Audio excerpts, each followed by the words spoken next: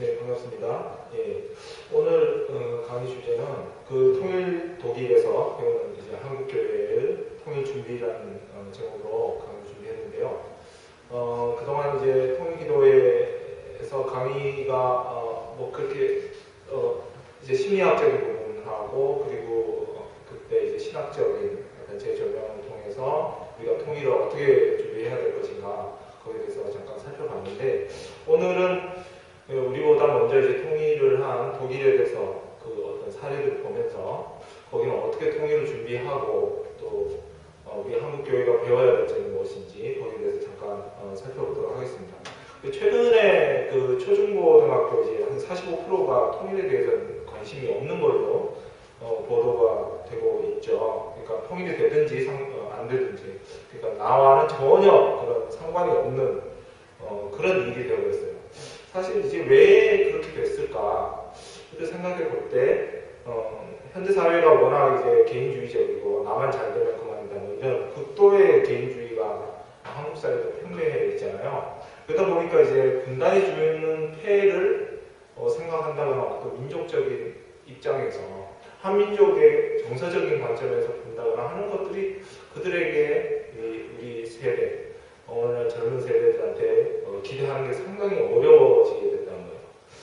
그래서 이제 이런 어떤 현실적인 통일 비용이 굉장히 많이 든다거나 아니면 통일이 돼서 우리 경제가 더 어려워진다거나 하는 그런 어떤 실질적인 우리 삶에 닥칠 그런 문제들을 가지고서 생각할 때 통일이 안 되는 게 사실 낫지 않냐 이런 얘기까지 나오고 있다는 건데 그 분명한 거는 이제 어떤 연구들을 보더라도 그 분단 비용 자체가 사실 통일 비용보다 훨씬 비싸다는 거죠. 이 사실을 사실 알아야 됩니다.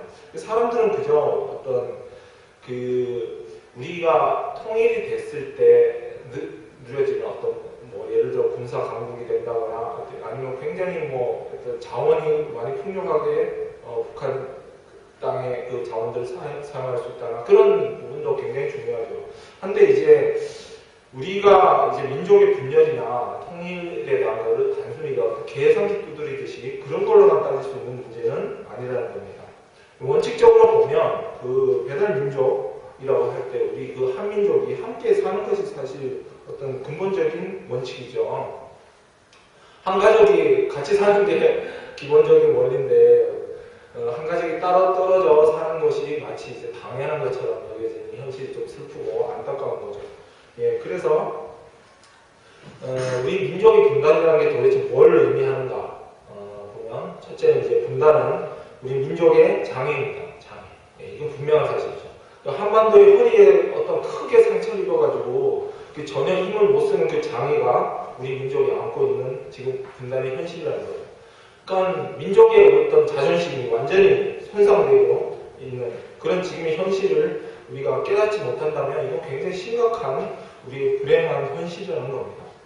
그 성교적인 측면에서 보더라도요, 민족을 우리 두 동강으로 나누고 있는 이 휴전선이 그런 어떤 지리적이나 경제적, 어떤 시간적인 그리고 공간적인 측면에서 봤을 때 복음의 전파를 심각하게 가로막고 있다는 겁니다. 사실 우리가 분단이 되면 중국으로든 러시아로든 그 더 넓은 그 시베리아, 그 러시아 그리고 중동아시아, 뭐 중앙아시아로 얼마든지 그 땅을 따라서 대륙을 따라서 갈 수 있는데 이런 것들이 우리가 분단됨으로 인해서 그 복음의 전파에 심각한 장애로 남아 있다는 겁니다. 이게 바로 지금 휴전선이 가로막고 있는 현실이죠.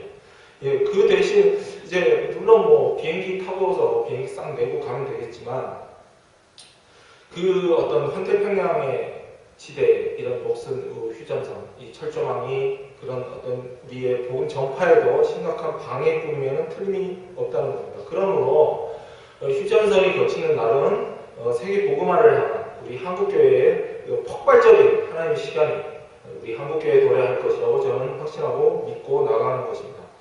그러므로 우리가 복음의 어떤 환상, 사도행전 2장에 나온 그런 어떤 민족의 통일 비전과 더불어서 그렇게 이제 강물이 바다를 덮음같이 그리고 넘실거리는 이런 것들이 현실로 나타나야 될 줄 믿습니다.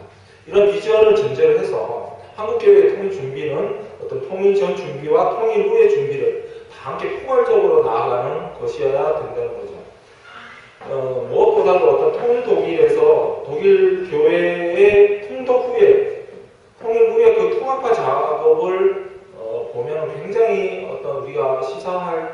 그리고 우리가 배울 점이 굉장히 많아요. 이제 통일 독일을 시점으로 해서 그때 어떤 통일 전에 독일 교회의 준비들, 그리고 이제 통일 후에 또 10년 살펴보면서 독일 교회가 어떻게 준비를 했고, 또 통일 과정에서 어떤 역할을 했고, 그리고 통일을 하고 나서 또 어떤 역할들을 하는지, 거기에 대해서 분명히 우리가 살펴봐야 될 줄 믿습니다. 그렇게 하는 것이 이제 한국교회의 역할과, 그리고 통일 후에 한국교회의 통합화 가업을 사전 준비하는 데 이제 역할하는 도움이 되겠죠. 첫 번째, 이제 독일 통일에 있어서 독일교회의 역할은 뭐였냐면, 사실 거기서 보면은 제가 어떤 문헌들이나 어떤 자료들을 많이 찾아보면서 상당한 많은 그 아이디어를 얻게 됐어요.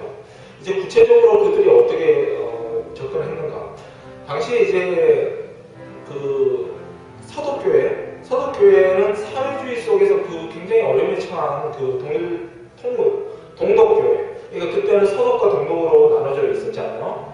예, 그때 이제 동독교회와 동독의 시민들을 위해서 어떤 특별한 유대 관계를 유지해야 했습니다. 쉽게 말하면 사회주의 속의 교회라는 어떤 독특한 개념인데, 우리로 보면 그렇게 좀 상상하기 쉽지 않죠. 그러니까 무신론주의의 사회주의 국가 체제 안에서 유신론주의의 어떤 교회가 존재한다는 것 자체가 사실 그런 어떤 굉장히 좀 관심이 가고, 그러면서도 또 과연 그럴 수 있을까라는 생각이 드는 겁니다. 북한도 신학교가 있고, 북한에도 제화교회가 있고, 그리고 이제 북한 사회주의 체제에서 그들이 교회를 가지고 있다고 얘기를 하지만, 우리가 알고 있는 그 북한 교회는 지하교회 말고요.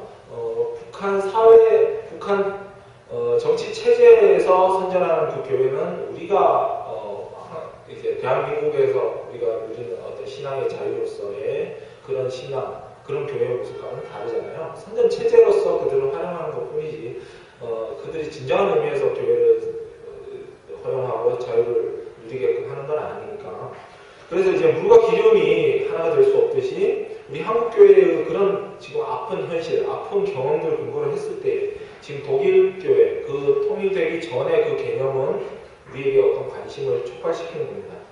사회주의 속의 교회라는 개념이 뭐냐면, 첫째, 이제 교회가 현존하고 있는 현장에서 곧 이제 사회주의 국가 체제 속에 위치하고 있다는 게 첫 번째고, 두 번째는 교회가 처한 어려운 상황을 이제 함축적으로 묘사하고 있다는 거고요. 셋째, 그러한 교회가 과연 감당해야 될 사명이 무엇인가, 그 요청하는 자기 인식에서 사실 나오는 말입니다. 제가 한 문장을 한번 발췌를 해봤는데, 동독교회의 선언서에 나오는 얘기예요. 제가 잠깐 읽어보겠습니다. 우리는 그때그때마다 하나님이 우리에게 무엇을 원하시는지, 무엇이 그분의 뜻에 따라 행해야 할 선한 일인지를 알기 위해서 우리가 처한 사회적 관계를 비판적으로 분석해야 한다. 만약 우리가 비판적으로 우리에게 주어진 환경들을 하나님의 뜻으로만 받아들인다면 이는 불신앙에 빠져드는 것이다. 우리의 신앙의 자유 안에서 본질적으로 부정할 수 없는 바는 사회주의적 사회 규율 속에서 생명을 유지하기 위해서라면 이는 불가결하게 주어진 업무와 무신론주의와의 유대를 거부하는 것 사이에 구별을 하는 것이다 라고 했어요. 이게 분명하게 동독교회에서는 자신들이 신앙의 자유 안에서 어떤 선택을 하고 독일 통일을 위해서 어떤 노력을 해야 되는지를 분명히 이 선언서 안에서 밝혀주고 있는 것입니다. 두 번째, 이제 서독교회에서 보면 그런 어떤 섬김의 신앙, 섬김의 신앙을 실천하고 있는 모습을 보게 되는데, 그 서독교회가 유물론주의의 어떤 동독과 함께 가질 수 있었던 특별한 유대 관계는 뭐냐면, 바로 이 섬김의 신학의 근본을 하고 있는 그런 어떤 실천적인 대화, 이제 공감적 대화, 이해적인 대화가 가능했다는 사실이 독일 교회의 그런 힘이자, 그 통일을 앞당기는데 동독과 서독에서 그 교회들이 앞장섰던 그런 하나의 테마였어요. 그 실천적 대화라는 게 뭐냐면, 통일이라는 공동의 관심 속에서 상대방의 이해를 충족시킬 수 있는 그런 어떤 섬김의 실천, 우리 가식적인 게 아니라 눈에 보이는 현실적인 실천적인 그런 실천들이 곧 어떤 동반될 때만이 그 어떤 대화, 상호 교류, 대화들이 가능했다는 말입니다. 사실 서로 다른 어떤 양 팀이 말과 이론으로는 이게 생산시키기 대단히 어려웠던 현실이 그 독일에도 있었죠. 그런데 그 서독교회는 그런 어떤 역동적인 지혜를 가지고서 그 통일 문제에 접근했어요. 이건 상당히 우리 한국교회도 시사하는 바가 크고 배울 점이 많다는 겁니다.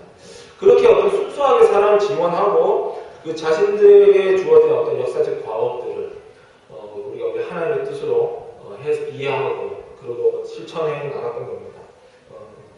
서독교회가 동독을 상대로 해서 그 당시 그 재정적인 지원할 때 몇 가지 원칙이 있었다고요. 첫째는 뭐냐면 무조건적으로 것이 아닌 무조건적인 지원이 아닌 어떤 명목이 있는 어찌 보면 우리가 지원을 했을 때 그들에게 어떤 기대되는 어떤 현실적인 그런 것들을 기대하고서 이제 지원하는 것이 원칙이었다고요. 그러니까 무엇보다도 받는 이의 입장에서 그리고 볼 때는 이 지원 꼭 받아야 된다. 그러니까 지원을 할 때도 이 사람들이 뭘 필요로 하는가에 최우선적으로 초점을 두고서 지원을 했다는 겁니다. 그러면서도 상대방의 자존심을 절대로 깎아내리지 않고 오히려 자존심을 세워주는 그런 노력들을 서독교회가 했어요. 둘째는 이제 진정한 그 봉사와 어떤 순수한 사랑의 실천을 위해서 관용과 다양성에 대해서 그런 상당히 남다른 이해를 서독교회가 가지고 있었습니다. 한편으로는 그 서독교회가 그런 어떤 노력들을 하면서도 서독교회 스스로를 성찰하고 자신들에게 스스로 돌아보고 자신들의 이런 부분을 고쳐나가야겠다는 어떤 비판의식, 어떤 그런 어떤 문제의식을 항상 가지고서 긴장하고 있었다는 거죠. 사실 이런 부분은 어리석은 부자의 교만한 그런 선행이 되지 않기 위한 그 서독교회가 아주 지혜이자 아주 그 성숙한 모습을 보여주는 겁니다. 이 한국교회도 굉장히 이런 부분을 많이 배워야겠죠. 도전받아야 되고. 셋째, 그 독일 서독교회의 지원은 금전이나 물자를 제공함으로써 이루어졌는데요. 결국 이제 어떤 지원의 다양성과 대담성을 잃지 않았고 아까 얘기했던 그 수요자, 곧 동독의 입장에서, 동독교회의 입장에서 이루어지는 재정 지원을 추구했다는 거죠. 공급자 위주에서 무조건 우리가 주니까 우리네들 감사하게 받아라 이런 시혜적이고 베푸는 거만한 위에서 내려다보는 그런 어떤 재정 지원은 절대 하지 않았다는 거죠. 이런 부분은 사실 간단해 보이는데도 한국교회가 사실 어떤 잊어버리기 쉬운 그런 하나의 사실인 것 같아요. 네 번째는 서독교회의 재정적인 한계를 위해서 서독 정부는 이제 공개하지 않았던 그런 예산, 독일 관계와의 동독 지원 관계에서의 예산을 책정해가지고 그 서독 정부가 그 서독 교회의 동독 지원 프로그램에 적극적으로 참여를 했다는 겁니다. 그러니까 지금처럼 한국교회 단독으로 내지는 교단 차원에서 이렇게 단독 프레이가 많이 이루어지잖아요. 이런 부분에서도 정부가 사실 한국교회는 장로님도 대통령이 되고 그렇게 기독교인도 대통령이 되고 했었지만 정부 차원에서 한국교회와 협력해서 프로그램들이 독일 통일 프로그램들이 이루어졌던 예는 찾기가 상당히 어려워요. 이런 부분에서 그 어떤 서독교회의 예들은 시사하는 바가 굉장히 크다고 할 수 있겠습니다. 세 번째 살펴볼 거는 그런 노력의 결과로 어떤 것들이 이루어졌냐. 이제 1983년에 그 루터 출생 500주년을 맞이해서 국제기념대회가 성대하게 열렸어요. 그건 아까 앞에 얘기했던 그런 어떤 서독교회의 원칙에 따른 동독 지원, 내지는 동독교회 지원과 통일 노력에서 나온 어떤 열매들이겠죠. 그래서 그 당시에 이제 20만의 외국 사적이 참석하는 엄청난 규모의 집회가 열렸는데, 과연 어떻게 보면 어떻게 이제 그런 무신론주의의 동독이 지금까지 어떤 비판, 동독에서는 사실 비판의 대상이었죠. 그 루터가. 마틴 루터에 대해서 철저하게 비판으로 일관했어요. 근데 그런 어떤 종교개혁가이자 우리 개신교의 아버지인 그 마틴 루터를 기념하는 국제대회를 개최할 수 있었는지 굉장히 참 궁금하지 않을 수 없습니다. 정치적으로는 사실 그런 어떤 기회, 집회를 통해서 자본주의 국가에서 오는 모든 어떤 손님들에게 동독이 얼마나 평화를 사랑하고 이 인간을 존중하는 정치를 구현하는지 어떤 선전 도구로 사용할 수 있었겠죠. 그런데 그때 동독에서는 어떤 모습을 보였냐 하면은 교회와 어떤 국가 간의 질서 있는 관계를 알리면서도 그 사회주의 국가의 평화 정책을 경험하게 하는데 사실 초점을 맞췄습니다. 없지 않아 선전적인 효과도 많이 추구했을 겁니다. 동독 정권의 불안과 염려가 이 특별한 국제대회를 앞두고 대두될 수밖에 없었는데 그때 이제 전적으로 국가 행사만으로 진행된 선거는 아니었고 그 당시에 국가와 이제 교회의 합작 성격을 이 기념집회에서 풀 수밖에 없었어요.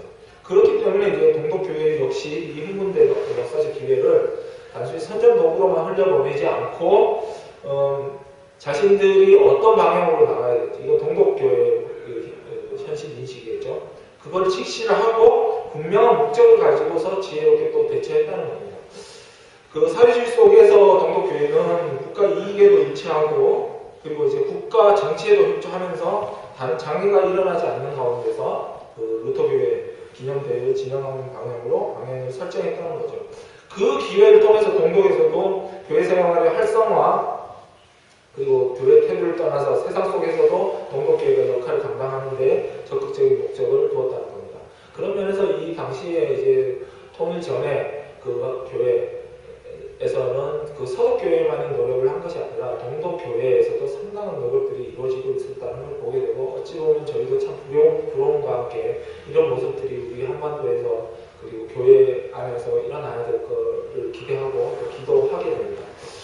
네 번째 보면 서독교회의 지혜에서 우리가 어떤 지혜들을 살펴볼 수 있는가를 볼 때 그 이제 동독은 어떤 실질적인 준비를 착수해야 되는데요. 그 당시에 모든 루터회 행사에서는 동독이 다 전적으로 준비를 했어요. 예, 그런 부분에서 서독교회에서는 차분하게 그들의 노력에 대해서 경외하는 입장들을 늘 표명하면서 그 당시에 그런 어떤 행사를 하는 데서 동독 정부가 굉장히 많은 예산이 들었음에도 불구하고 동독교회를 지원하고 있었고 거기서 세계 루터교회 연맹에서도 그런 어떤 서독교회랑 마찬가지로 적극적으로 재정을 후원했습니다. 이건 어떤 정략적이자 정치적인 어떤 계산에 의해서만 된 것이 아니라 이런 것들이 대선적으로 그 독일의 통일과 그 독일 교회의 통합 그리고 연대에 굉장한 어떤 밑거름이 될 것이냐는 그들은 그림을 보고 있었고 그런 면에서 자신들이 손해가 나더라도 전적으로 그런 재정 후원과 여러 가지 후원들을 하고 있었다는 거예요. 그래서 이때도 어떤 서독교회가 가졌던 몇 가지 원칙들이 있었는데 첫째는 그 독일 교회 내지는 독일 정부와 그 협의를 하는 데 있어서 이 기념대회를 준비할 때 그런 루터의 이해에 대한 차이점, 예를 들어 뭐 신학적인 차이라든가 그런 부분에 대해서 논쟁의 여지가 사실 많겠죠. 근데 그 부분에서도 경쟁 관계를 첫째 절대로 보이지 말자는 거, 그 원칙을 유지를 했습니다. 그리고 두 번째 이 루터에게 주어진 이 기회를 절대 놓치지 말자. 그리고 셋째 공동의 행사에 대해서도 전혀 경쟁 관계나 어떤 비판 관계를 보이지 말자는 것. 이런 것들, 이런 겸손한 지혜들을 잊지 않았다는 것. 이것이 서독교회에서 배울 수 있는 그 독일 통일 전의 그런 지혜들이자 그런 성숙한 모습입니다.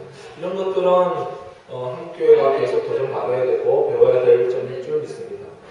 그래서 이 얘기만 하고 이제 마치려고 하는데요. 통일 이후에 뜻밖의 어떤 어려움들이 이제 독일에서도 있었어요. 그 당시에 이제 남북 통일도 아직 이제 가시적으로 크게 나오는 것도 없고 그 삐걱거림이 굉장히 많지 않습니까? 독일도 마찬가지였습니다. 그렇게 이제 한 40년 이상 그렇게 분단되어 있었는데 왜 어려움이 없었겠어요? 거기서 이제 그 2001년에 5월 8일 날 크리스천 아카데미에서 열린 제8차 한독 교회 협의회에서 독일 목사 이제 카르스텐 로스탈스키가 그 통일의 과정에서의 교회의 역할이라는 발제에서 그 자신의 일상 경험들을 동독의 관점에서 한 말들이 있는데 제가 잠깐 읽어보겠습니다. 동독과 서독 사이에 장벽이 허물어진 것은 사실이다. 이건 통일 이후의 얘기입니다. 그러나 이보다 더 어려운 것은 사람들의 마음속에 있는 장벽을 제거하는 것이다. 나는 바이에른 지방에 있는 사람들이 위겐섬은 북쪽에 있고 동쪽에 있지 않다고 말할 때 그리고 로스톡 사람들이 위네는 남쪽에 있고 서쪽에 있지 않다고 말할 때 비로소 우리 마음속의 장벽이 허물어지리라고 믿는다. 그러나 마음속의 장벽이 허물어지는 것은 궁극적으로 많은 시간이 걸릴 것이다. 라는 거예요. 그들은 이런 닥칠 어려움들과 현실의 어려움들을 이미 알고 있었고 거기에 대해서 충분히 마음다짐을 하고서 대비하고 늘 그렇게 나아갔다는 것을 볼 수 있습니다. 독일에서 이제 최근에 뭐 향수를 의미하는 그 노스텔지어라는 말이 따라서 그 노스텔지어, 그 오스텔지어라는 그 신조어가 만들어졌는데 그게 이제 10년 전까지 그리고 지금도 좀 그런 면들이 있다고 그래요. 그 구동독 주민들이 그 현재의 통일 독일의 그 체제에서 점점 실망하면서 과거 동독 체제에 대한 그런 어떤 그리움의 향수에 젖어들고 있다는 그런 의미에서 이런 신조어가 나왔는데, 사실 이제 통일 독일에서의 구동독 주민들, 그들이 자유를 누리고 있지만, 어찌 보면 이 자유민주주의 체제 내에서는 평등의 관점에서 보면 그 필리핀 부익부 현상이 심화되고 있잖아요. 한국은 더 심하죠.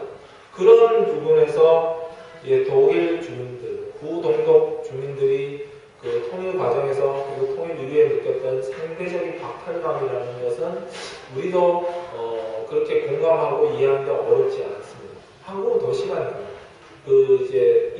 탈북자들이 와서 남한 땅, 대한민국에 와서 느끼는 그 상대적인 박탈감. 돈이 있으면 행복할 수 있지만 돈이 없을 때는 우리는 빈민층으로 전락하잖아요. 그런 어떤 상대적인 박탈감들이 그들 독일 통일 이후에 구동독 주민들에게도 있었던 거예요. 이런 부분에서 우리가 조심해야 될 거는 자본주의 추구가 사회주의 추구보다 분명히 우월하고 월등하다는 건 인정하죠. 그건 당연한 겁니다. 그런데 그 속에서 그들의 마음을 위로해주고 하는 작업에 우리가 소홀해서는 안 된다는 거예요.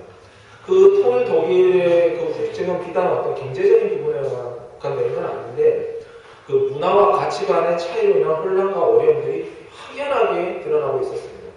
탈북자들도 마찬가지고 탈북하고 와서 대한민국에서 느끼는 문화와 그런 가치관의 차이들은 그 상당한 컬처쇼, 전에 얘기했지만 그 문화 충격으로 다가오잖아요.